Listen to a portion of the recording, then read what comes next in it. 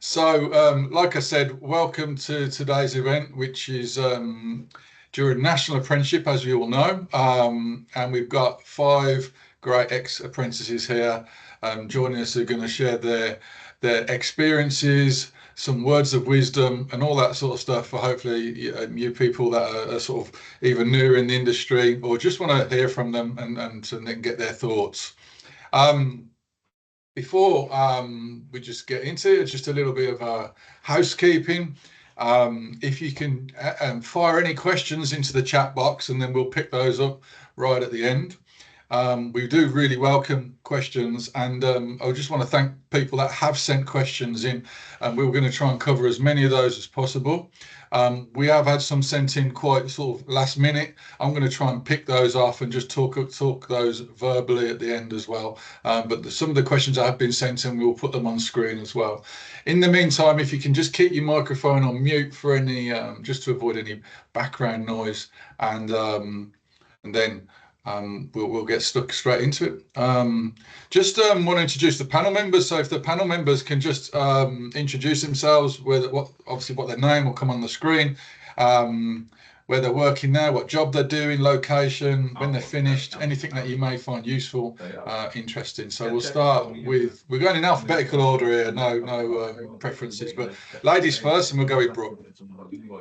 Yeah, so like Carl said, I'm Brooke, I work for BIFA. I completed the PR and comms apprenticeship, so mine wasn't kind of industry specific. But yeah, I'm based in London in our comms team. Okay, next. Hi all, my name's Cameron. I am a customer solution executive. I'm based in the Manchester area working for Ligentia. I did the International Freight Forwarding Specialist apprenticeship, and I graduated in October 2022, so a while back now. Kieran? Hi, I'm Kieran. Obviously work for KWI Logistics based in Felixstowe. I'm a freight forwarding clerk, and completed my apprenticeship, the same apprenticeship as Cameron, but completed my apprenticeship in April of 2024.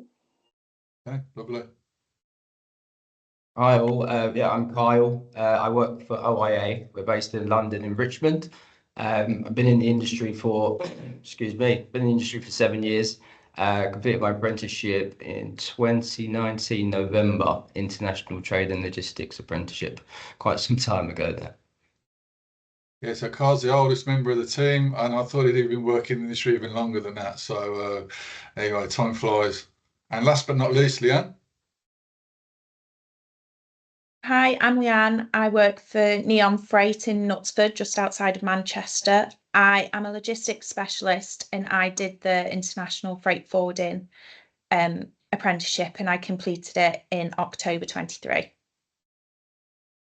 Okay, and I'm Carl from BIFA. I'm the host today of this session, and I'm responsible for training at BIFA, and also was instrumental in getting the International Freight Forwarding Apprenticeships developed, all the work through government and that sort of stuff. So I'd just like to see if people that, if you're doing the Freight Forwarding Apprenticeship, could you just sort of either, I don't know, raise your hand, stick your thumb up on that? It would be quite interesting. Just interesting to see how many people we've got on here who are doing that versus people like Brooke who didn't do that, you know, so quite a few. Okay, so pretty much nearly half of the group on here, so that's okay. Just give us a feel for what people are doing on here today. So, like I said, the idea of today's event, you can take your hands down. That's fine. Today's event is to look back, help the newer generation, talk about the industry, and you know, answer any questions you've got. We're going to set it into 5 areas, today's event. We're going to get the apprentices and our panel to just look back right at the very start. What can they remember? What do they think looking back now?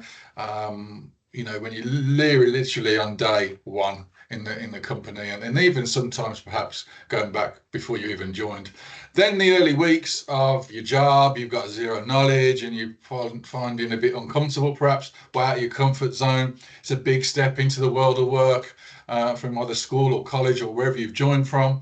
And then you get more experience, and then you start adding value. You start creating, you know, working on job files and processing shipments and dealing with customers, whatever that may be. And then that affects your apprenticeship. So definitely the time you can get to spend on it, etc., etc. It definitely does. That's what we hear from the young people. And then you get given opportunities, and do you take them or not? You know, because you're still a little bit uncomfortable. So they're going to talk about that, and then you're gearing up, and time flies, and before you know it, you're into your endpoint assessment and how all that works really. Then, like I said, we'll take questions at the end, and we're just going to work through it in this way. No slides for the moment, so I'm just going to kick off really into the first point here. I sort of asked some of our panelists, and you know, looking back at the very start of your apprenticeship, cast your mind back. Some of you know it's a lot longer ago than a couple of years, or even in Carl's case 7 years, but some only 1 year, like in Kieran. You know, what do you do now? And I'll start with Leanne. You know, what are your thoughts, Leanne, looking back now, what you know? Looking back, I wish I'd assigned myself strict time to do my apprenticeship work right from the beginning, and that I didn't just think, oh, I'll do it later and then I'll carry on learning, I don't know, how to do this customs clearance, and then next thing the deadline's there and you've barely started it because you've been looking at other stuff. So definitely give yourself time to do it, and give yourself decent time, because if you've finished, you can then do the other bits. Okay, good. And Kieran, you want to add something to that? Yeah, similarly, my point was to ask your colleagues for help. There's no point in sitting there drowning in your day-to-day role and also your apprentice work. So yeah, rely on those colleagues, ask them for help, and then it'll make your life a whole lot easier, because they're there to help you. That's the point of having colleagues. Yeah. Yeah, and it's not a sign of weakness. You know, there's no stupid questions there, Kieran. So there's no, there's absolutely no stupid questions. So it's not a sign of weakness. You're new into the industry, so ask your colleagues. Okay. Cameron, you want to add something here? I think.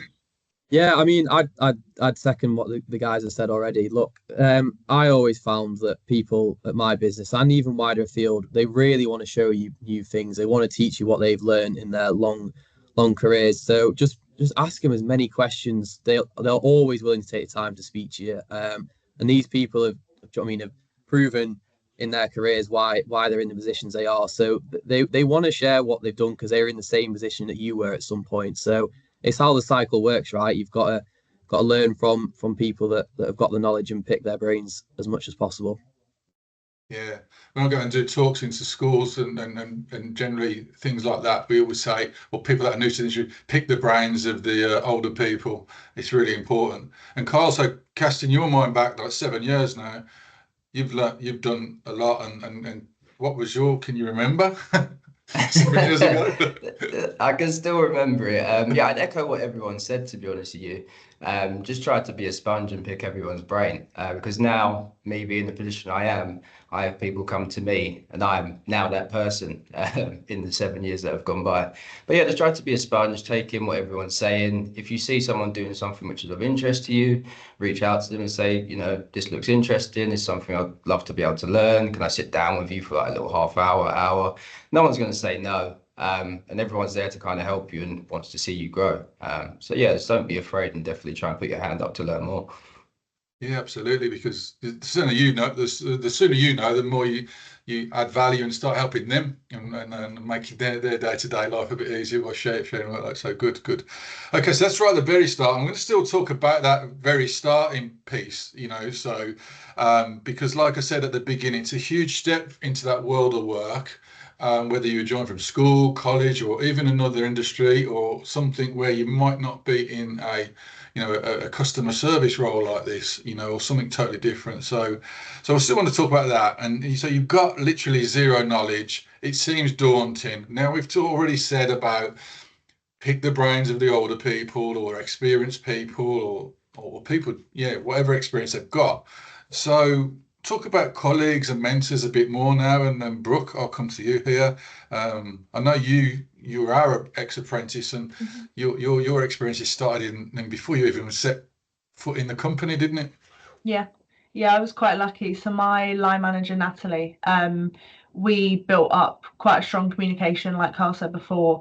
I even stepped foot in the building for my first day. It was my first job, so as you can imagine, I was very, very nervous.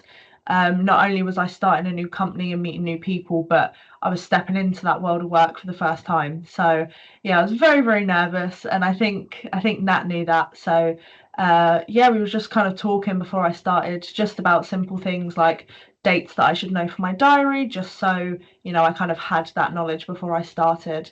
And then yeah, talking about kind of my first week. It's very structured. Kind of Nat sat me down and gave me the story so far, and she kind of gave me a structure of my first week. So I was meeting my suppliers, kind of the different people within the business, and like everybody else said, just having time to sit down with them and kind of get their knowledge of the industry as well, because I knew nothing about logistics when I started. So yeah, just kind of having that time to sit down with everyone and kind of work out who does what within the business. Yeah, and then you can just be text messaging or WhatsApp messaging or emails. Yeah. I know, even though I'm an older person, but when people start using the word I'm talking to Nat, it could be like, yeah, texting, and they're not ringing each other every other day. Yeah. So as you know, so but yeah, it's really it's just a huge step, and that, I know that helped myself firsthand how it helps you, Brooke. So yeah, and yeah, just to Cameron here, so you've talked about lots of people want to share knowledge, but when you're in that first, let's say, month, and you feel like you don't know nothing, like what's your recollection, Cameron? Yeah, I mean, look, it was very daunting, as Brooke touched on. First kind of job in, I was fresh out of college, just turned 18 pretty much. So it's a whole new world, right, from what you've used to, especially if you've gone all your life throughout school from a young age. You're kind of stuck in that structured process. But I think the benefit of definitely apprenticeship and it coming into working world is that people know what level you're starting at, and they really want to show you new things, and they want to almost show you how it's different to what standard education is. So I've been very lucky at Ligentia that I've got not just people that are great mentors, but good friends, in all honesty, and people that I enjoy spending time with, and people are like that. And it's weird to think at all age ranges that I could be 18 with friends with a gentleman that's in his 60s, right? But it's these guys are really good people. They want to spend time and show you things. So don't be afraid to reach out to them. Nobody's ever going to bat you off. So yeah, that would be my advice. It's daunting at first, but I think it's a nice, fresh change. It was, at least for me, compared to school, as kind of a two-way street with respect as well, that you're treated as equals. They want to show you as much as they can because they know the value that you'll bring to the business. Okay, and Kieran, do you have anything to add there? I think Cameron's kind of touched on pretty much everything I wanted to say, to be honest. I think I was quite lucky in the fact that I came in with zero knowledge about freight and shipping and everything related to the industry. But I had a job previously. I used to work as customer support. So I knew how to handle customers. So I had that aspect okay. But yeah, when it came to the freight forwarding side of things, it was all very daunting, as Cameron said. But yeah, over time, you start picking things up. It starts to make much more sense. And as long as you've got a good support team around you, like Cameron said, then you're good to go. You're in good hands, sort of thing. Just on this last point, in the first week, month or so, Leanne, can you recall your thoughts? Well, I remember some Mondays coming in because it's such a complicated industry and feeling like I'd banged my head over the weekend and forgotten absolutely everything I'd learned the week before, and sitting there and being mortified that I'd have to go through and ask the same questions that I knew I'd asked the week before. But everyone wants you to succeed. If you need showing stuff again, ask again, take as many notes as you can. And like the guys have said, just ask everyone and take whatever information they're willing to give you. And I know now, like everyone else on the call, that if I've progressed, I'm now being asked. And sometimes I'll forget that I've been asked. So ask again. If you've said, can you shadow someone, and they've not called you over, just re-ask them again, because a lot of the time it's a mistake and they'll go, oh yeah, come now, or oh, give me half an hour. So keep asking. No, nobody minds being asked. They're probably glad that you've asked. Yeah, absolutely. Rather than just go in and just then make a mistake that could be costly or whatever. Yeah, so absolutely. So okay, so then let's say 1 or 2 months in, then again it all starts to make sense and slot into place, and then they let you loose with handling job files and shipments to process, or even if you're not, in Brooke's case, not actually even doing freight forwarding apprenticeship, you've still got deadlines to achieve and responsibilities at this point, and it all starts to make a bit more sense then. So how does this affect your apprenticeship? And you know, you've got lots of things to do in the apprenticeship duration, let's say the 18 months, the freight forwarding, for example. So Kyle, you joined the industry before the freight forwarding apprenticeship even existed. So, but it's nothing's different. It was still an apprenticeship. So what we'll kick off with you here about your thoughts. You know, does the day-to-day work start interfering with your apprenticeship program? I guess what I'm asking. Well, I was quite lucky where I was employed doing the apprenticeship. They made sure that I had time set aside to be able to do it. The one which I did was a level 2, so it was actually coursework based. So they would make sure that each week I had like my allotted time to do that. So my operations would be I'd hand over to someone else for them to cover for me, and then I could do my coursework. So I'd say a lot of it's down to your employer being like really supportive and making sure that they give you that time and provide the cover as well to allow you to do that. I'm not sure how other people's went, but that's how it was for me, and that was really helpful. But also when you start to get that experience and that knowledge, you'll start to see it, because the things which you've been shadowing and you've been learning, you start to do it yourself and put it into place, and everything starts to click. And it feels nice, because then you're starting to notice how much you've learned and how far you've come. But yeah. Yeah, and Leanne, you got something to add here about starting to deal with live shipments and your experiences with this year. Yeah, so I agree with what Kyle said, to ask for some time set away from your desk, where I had to ask my manager, like, please, can I just hide for an afternoon? And any calls for me, can you answer? Because I'd go and I'd start something, and then I'd get a call, or something would get stuck in customs and I'd have to stop. So definitely agree with asking for that time away from your operations, or whatever deadlines it is you've got to meet if it isn't if you're not in an operational role, to make sure that you've got that time set aside.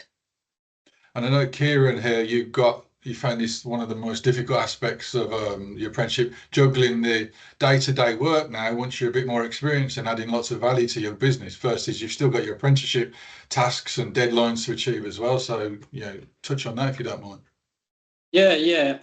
So similarly to Kyle, the apprenticeship was all coursework based, but the difference between me and Kyle was I had to ask for my time to work on the apprenticeship. So it was all on me.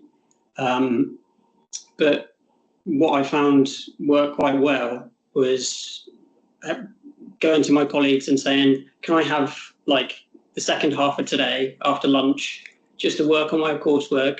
Would you be happy to cover my work for me? And I found that worked quite well. Okay. Not really much more. And Brooke, you had bit of a different challenge on your hands, didn't you? And you're in a small team, because obviously I know team of two. Mm-hmm. Yeah, go on. I'll let you tell the story.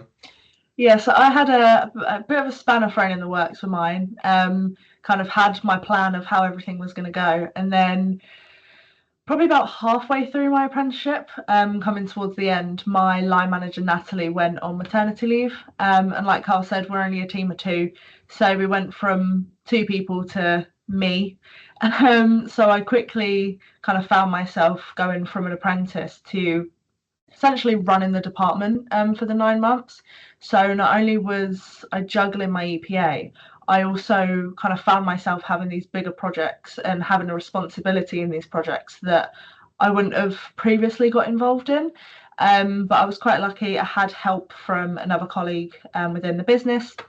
So whenever I kind of did my EPA and my activity around that, I kind of said to her, can you step in? Can you cover some bits? And Carl was really encouraging as well. He kind of encouraged me to take time out of my week to do my EPA. So yeah, like everybody else has said, relying on your colleagues, you know, setting that boundary with people to say this portion of my day or these days of the week, whatever works best for you, kind of setting that boundary to say this is my time to do the EPA. But yeah, just making sure that things still run smoothly, relying on the other people in your business and your line managers and your mentors if you have them. Yeah, and I guess looking back, just if I can add to that, at the time we thought, oh, this is how we're going to cope, and yeah, we just about cope, but then effectively you're thrown in the deep end, and yeah. But what it showed me was how valuable young people become and how quick you can do, how quick young people can do things. And just, I'll just be quite blunt. Someone like me, I remember once sitting with Brooke just in front of her Kieran. I said to her, "Will you just slow your mouse down a bit? You're going one screen to the other." And but it was, she literally just was running it. So but she had a good, start to the apprenticeship, well supported, taught new things, and and an encouraging environment to do all these things. So yeah, come out the other end really. But we'll come to the EPA, and Brooke's got some comments on her experience around that. So but yeah, she made it clear to me about her EPA. She kept talking about it all the time. So we'll get to that bit. So let's say you're then 6-9 months into your apprenticeship, and then I'm a firm believer in that. Everybody gets opportunities, whatever they may be, big, small, fantastic, but they're opportunities, and it's what you do with them really is my sort of mantra. And I know some have had some really good ones. Everyone on here had some different opportunities. So let's talk about those because, some have been accepted, some have been turned down, and then, on reflection, could have been a good thing, bad thing. But we'll start with Cameron, if that's all right. Yeah, look, I've been very, very lucky at Ligentia to have many, many different opportunities, overseas work, etc. So I've been very lucky to be around the world with the company. I'd just like to highlight, look, you can spend your day to day putting in the effort, and you can get to a point after days, weeks, months where you might not see anything come back from it, and you almost can become disheartened. And I've been guilty of that as well, where you think, what's the point? And then honestly, out of nowhere, a ton of opportunities will just appear, and you won't even remember when it first appeared, this opportunity, but it'll come in front of you. And all I would say is don't turn down anything, even if it feels like it's the most daunting thing and you're not ready for it. If someone's made the decision to give you that offer and offer up an opportunity, you should go for it, because that person believes in you. And after you get into it, you'll feel so much better that you took the opportunity rather than regretting what could have been for turning it down. Yeah, and it's about you getting out your comfort zone, isn't it? Really, and that's the big thing. So, was that the reason why you turned it down, Cameron? You didn't want to. You felt daunted by it. You didn't want to get out your comfort zone a bit.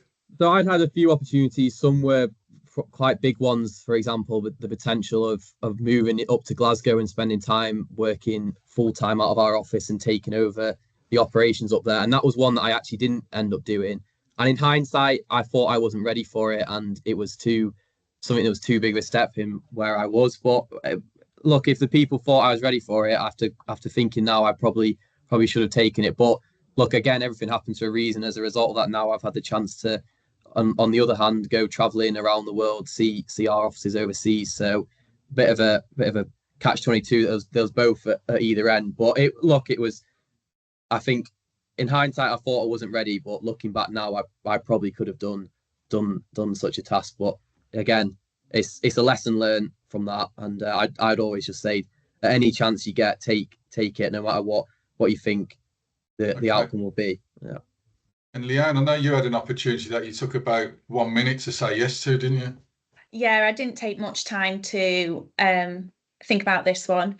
So last May I was offered the chance to go on our network's international meeting, and that was based in Bali. So as you can imagine, I took about 0.5 seconds to agree to that. But as the time came and got closer and closer, I was getting more and more nervous, because I thought, these are people that I've spoken to on emails a couple of times.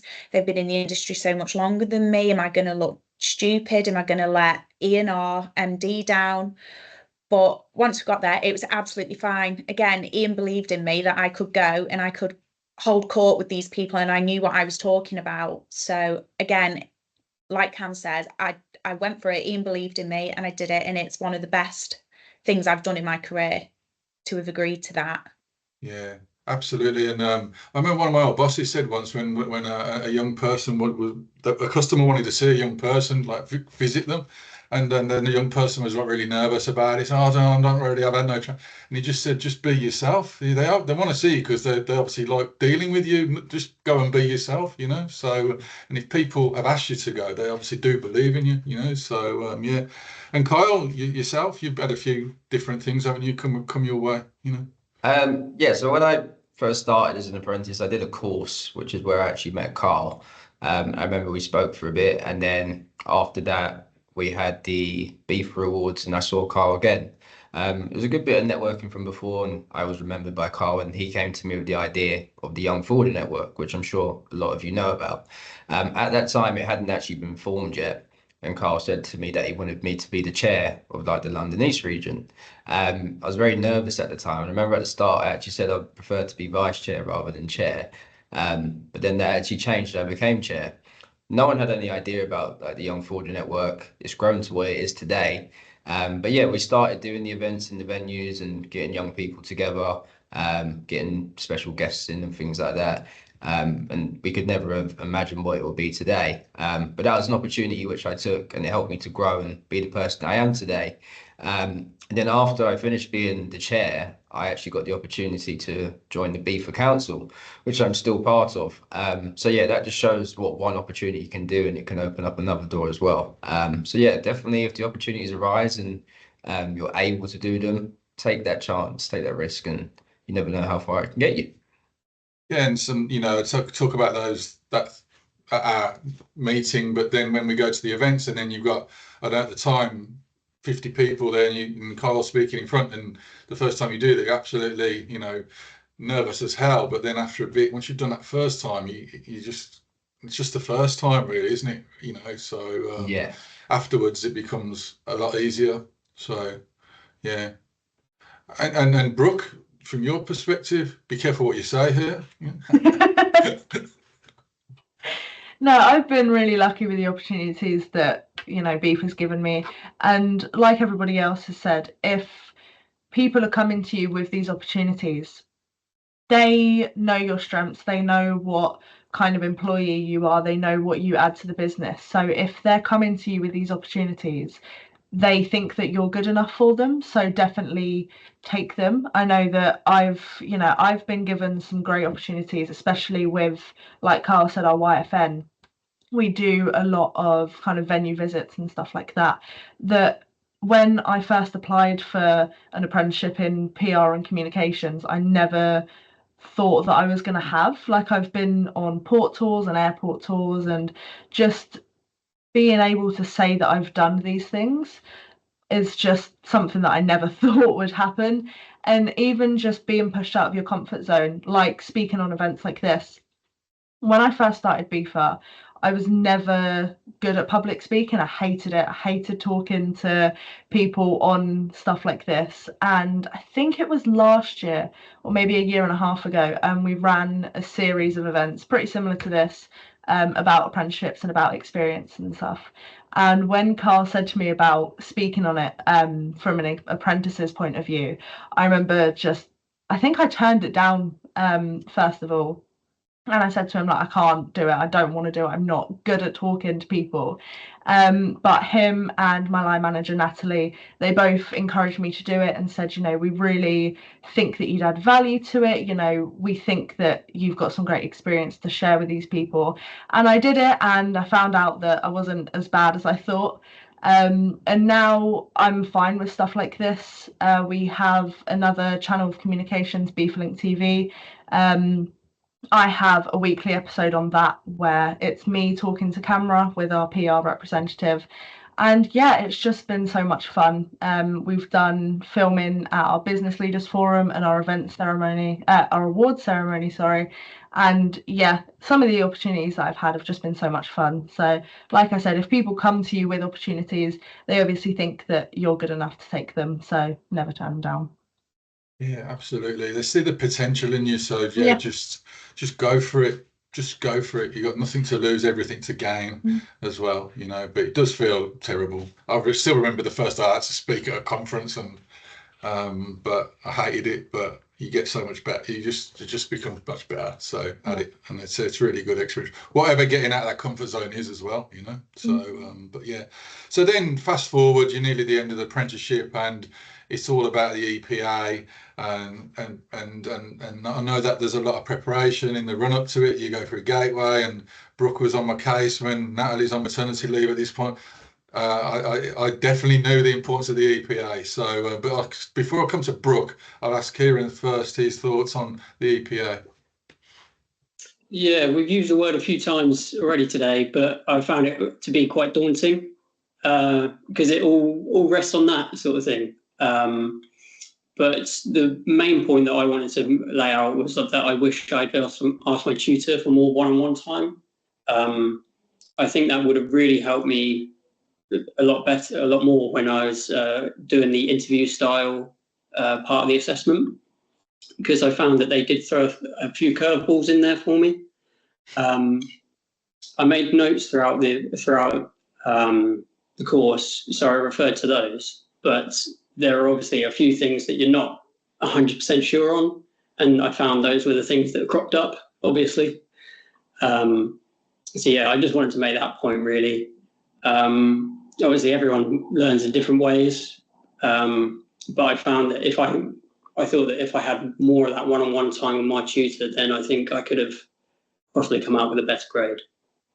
Okay, good. And then Brooke, just the last point on the EPA. Yeah, so mine was a mix between assignments, coursework, and exams. So I finished my apprenticeship March of last year. So my kind of project time ran from November to the March, I think it was. So I had a lot of different parts to mine. I had assignments at each of the modules that I had to pass, and then I had an exam, a presentation, and then a report and an analysis piece. So like Carl said, just setting out time to kind of work on those, revising for the exam, stuff like that. Like Kieran said, a lot of it, I know, especially for my apprenticeship, everything comes down to that final kind of project. So there's a lot kind of weighing on it. So just kind of setting boundaries with people. Out of office became my best friend during it. Just putting an out of office on for everyone internally, setting boundaries, saying, you know, I'm working on my EPA, just making sure that people understood how important it was. And I was quite lucky that everybody here did. You know, like I said earlier, I had colleagues to cover for me when I was doing my EPA as well.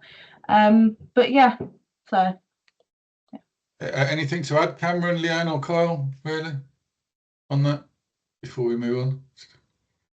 Yeah, I mean, I think Kieran touched on it quite well. It's quite a daunting thing, but look, everyone's around, whether that's whoever your traineeship provider is or people within your business to help you. That I was quite lucky that I'd had plenty of mock run-throughs of it, spent time with people at my work, time with the CTEC, who was my provider that went through it, a lady called Claire, who was very good. So it was almost like I knew what I was doing. I just needed someone to reassure me that I knew what I was doing. And that's where people in your business and wider field are great at that, because they can see what you can do and they know what you can do. So they just give you that confidence that you need to go on and deliver on the exam.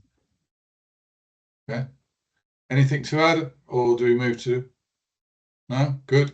Yeah, definitely the importance of letting your colleagues know the importance of it, because, you know, they might not understand what even an endpoint assessment is, type thing. I know it's obvious in its name, but that's it. That's the important thing, you know, when it comes to the crunch. So, okay, well, I hope you found those insights useful, everybody on here. Now we'll move on to some of the questions. Again, if there's any in the chat, I don't know if there is at the moment, I'm not keeping on it, not yet. Put some in, but we'll go through the ones that have been sent in first. We haven't got any designated who's going to answer what, so let's just see how we get on with some of them. Right. What tasks were the most valuable with your learning experience? Anyone want to go with that? I will. Okay. I wouldn't say that there was any more valuable tasks to anything else, but I would just say that agree to do anything. I know when we were talking about opportunities, we were talking about these really exciting things that we've got to do, like overseas trips, sitting on boards, starting clubs. But if someone asks you to have a check over something or try something that you've not done before, just get your fingers in as many pies as possible. If someone from accounts asks you to try and reconcile something, give it a go, because then that's another area of the business that you're familiar with and that you can understand and get involved with. So that's all I would say. Okay. We'll move on to the next one and then someone else can answer the others. I might even be able to answer some as well. We're looking to employ an apprentice. The training providers seem to offer the same things, or I'm sure they wouldn't tell you that.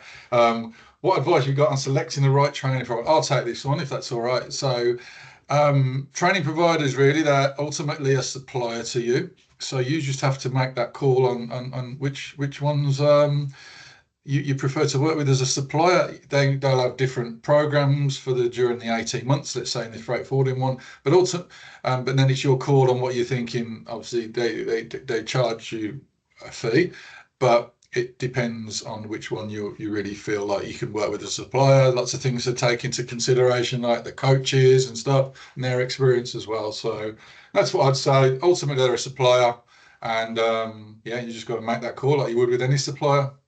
So, what advice do you have to business enter apprenticeship schemes? Well, at the end of this, I'll take this one as well, if that's all right, young people. We're going to put 3 video links from YouTube in the chat. I think Shelby's going to put them in from our events team. And this is 2 videos from BIFA Link TV. One that gives top 10 tips for recruiting apprenticeships, things you should and things you should consider as a business. Clearly, people have done well here because they've had a lot of support from their employers, and that's the number one thing. You know, if you as an employer haven't really got time to sit with the young people, mentor them and so on, that'll be the number one when I'm talking in videos 1 and 2, and then Brooke is the one in video 3, giving her perspective, but you've got a lot of that. But they're literally only 3 minutes long. It'll give you a good insight of the top tips of what you can do and to help businesses. And you can always reach out to me if you're a business on here and not a young person. So, and I'll always help you. Was it easy for you after college or school or college to adapt? So, who wants to go here? Not Leanne.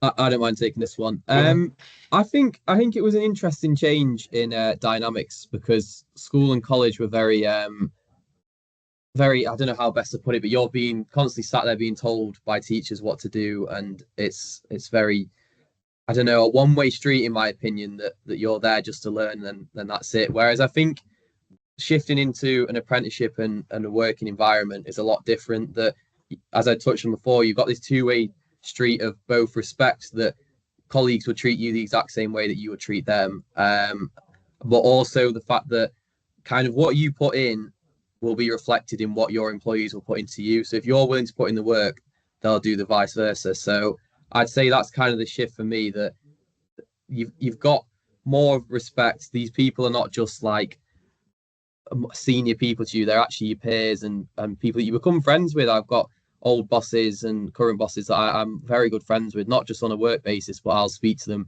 outside of work that you would never have in a school or college environment. So it's kind of a nice added touch, and I think drives more of a willing to want to work, because you want to be there and you want to support your friends almost in that sense, rather than just another teacher that's always telling you what to do.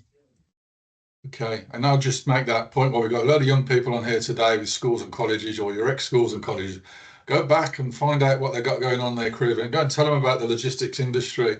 They'd love that. And as you know, young people want to hear from young people. So find out what they've got going on, and we need more people to go and talk about the industry and be sort of ambassadors for it. So what was the growth like in your career and how long did it take to advance? We've already seen there's some opportunities come here for people. Growth can be different things in different for different people, and you know you're always moving on. But does anyone want to? Hopefully we've covered a few. I can take that one. Okay. So yeah, in my 7 years, I did 4 at my first employer. I started as an apprentice, then went into operations, got given a position as an operator at the end of it. Moved to my new company after 4 years, and then within the first 6 months, I actually became a supervisor. I was the youngest ever supervisor here. So yeah, the growth, it took its time in the first 4 years, and then out of nowhere, the opportunity came along to kind of move into management. So yeah, it can take a short time or it can take a long time. But as long as you just keep on learning and keep on pushing, the opportunities will rise, and eventually you'll get into those positions that you want. Yeah, now you've got people responsibility. That comes with different challenges. But then, so I would sort of say to people, keep your professional development up to date, do any courses, recognise courses you can, that will help that. Because what you can't control is when the timing of these things. And then, you know, when opportunities come up, you might be wanting one now and nothing comes up, but then, you know, it might be in 9 months' time or whatever. So, but you should have some basic, you know, it's really good in this day and age, you know, professional development is so important and so encouraged by employers, your CPD and that. Back in my day, you sort of just cracked on with it really, and it's really good now the way the world is, how much emphasis gets put on that. So because I do know when I cast mine back, and I can still remember the first ever job I got with people responsibility, I didn't know what, I hadn't had any experience of it, and no one really helped me prior to that either. So sort of literally was chucked in the deep end. So but yeah, so okay. So yeah, I don't know, you've just explained that, Kyle. So Kieran, just come to yourself what you finished last year. So what you're handling shipments on a day-to-day basis? Yeah, so my main responsibility is just EU customs clearance. But I'm in the same position as I was as when I finished my apprenticeship. Unfortunately, we've had a few leavers in our company recently, so the opportunity for progression has not really been there. But it may do. It may do as a result. Yes, I guess. Exactly. Yeah, exactly. Yeah. So yeah, in terms of what I had to do to get it, it's just knuckling down, making sure you're doing your work right, working hard. If you do make mistakes, everyone does, then try not to let that knock your confidence, because everyone does make mistakes. So just try and learn from those and then keep moving forwards. I think that's the best advice I can give. Anything else to add, Cameron, Brooke, Leanne, on this? I just touch on the fact that your career path is dependent on you, right? You shape it how you want to shape it. And if you put in the work and the effort, you can then determine how that looks, because you'll become in a position where your employer does not want to lose you and can't afford to lose you because they've invested in you and you're now, striving for bigger and better things. They will go out of their way to extreme extents to make jobs or roles or whatever overseas moves that you want to do. You just have to put the ball in their court, so to speak. Do you know what I mean? If you prove why it's worthwhile for them by putting in the effort, doing extra things outside of work, whether that's joining the YFN, speaking at events, or just attending or building your network up, they'll notice that. It doesn't go unnoticed, and eventually it'll come to a point where they realise we can't afford to lose this person. So we need to do what they want to do and help shape a path that suits them. So that's all I would say is put yourself in a position so you can dictate your future. I would never say sit back and just hope for things to come. You've always got to put the work in. But if you do, and if you work for a good enough company, they will always find a way to make what you want possible. Yeah, absolutely. Yeah, being focused is important, and there's a lot of distractions in the current way of the world, and sometimes those distractions can knock you focus and make you lose focus. So I'd just be mindful. That would be the only thing I'd add to that. So, but yeah, things will come along at some point, without a doubt. So. Right, we haven't got to stop there. I'm going to go some more questions that have been sent in, and if you've got any others, I will try and see if there's any in the chat box as well. But I'm going to whistle through some of the ones that have been sent in since we produced the slides yesterday. The first thing the one question came about a training provider. We hopefully answered that question. And there's an event tomorrow. If you want to learn out more, we've got 2 training providers on tomorrow. Tomorrow's event starts at 2 o'clock. So if you're an employer on there and not signed up, come to that event tomorrow, and we'll tell you a little bit more, because there's more on there about, top tips, and also how you can upskill existing workforce using levy funds into management supervisory things using apprenticeship funds. I say the videos that we had put in the chat box be quite useful for people to watch back. Literally, they're only 3 minutes long or something like that, so it's not like a long watch. Someone asked about the pay. Well, I can't really answer that. It's not for us to say what people should get paid. If you go on to find an apprentice at the moment on the gov.uk, you can see what people get paid, what some companies are offering. What I will say is that definitely the bar's been raised over the last few years since Brexit and that sort of stuff. And also, what's really important is to incentivize young people during the journey, so, just speaking about Brooke, we had, like, after probation a rise, and after finishing the course, for example, and then sort of incentives down that. An incentive, though, doesn't have to be monetary. It could be, we'll pay for you to do this course, as an example. So there isn't there's no average pay. If there is, we don't know it, and we wouldn't talk about it either. We've talked about opportunities. Someone's asked about finishing a level 3 and then going up to a level 6. The only ones we get involved in at BIFA is the freight forwarding one. That's the one we championed and set up. There are higher level apprenticeships out there in logistics, in supply chain, and it's up to you. If your company is willing to do that. I know many people are doing degree apprenticeships while in employment. Explore that. And then tomorrow's session, we show you how you can find other apprenticeships and then training providers who can deliver those as well. And then the last question we've answered is more about the coach, the mentor, and yeah. So I think we've covered all the questions that come in with what people have said. Yeah. So yeah, Paul's put a comment in. He works for CTEC, one of the training providers.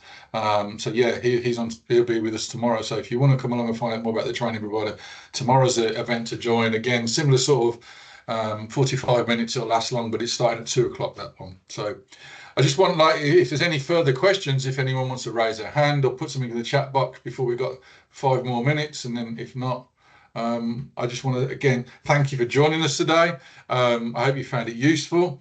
Hearing from slightly older younger people, I should say, and then and getting their thoughts that will help you to be successful in your apprenticeship in logistics. I'd like to thank the speakers for their time today and giving up their time. Do appreciate it, everybody. Yeah, thank you for that. But if there's any more questions, we've got literally, I'll give it 1 more minute and then we'll be good to go. As you can see, we've been recording this today, so we will put it out there at some point as well in some guys, so but I don't think there are any questions, and no one's got a hand raised. So again, like I said, thanks for joining us today. Whatever you're up to in National Apprenticeship Week for your own employer, send it to Brooke. She can get it out there. We'll share it. You want to see best practice. We're running the communications team, so we'll get it out there as well. It's always good to all this positive stuff going on. So just send it to us. We'd love to receive it. So again, thanks very much. I hope you found it useful, and hope to see you soon at a Young Forwarder event. We're organising a few now. The first one of the year is going to be in Manchester at the end of February, where we're going to have a customs solicitor talk. So if you're into customs, and I will say about the Young Forwarder events, it doesn't matter where you are. If you can get to them, that's all you got to do. Don't worry about them being not in your region, but come along, so we'd welcome them. So again, thanks everybody for your time today, and hope to see you soon.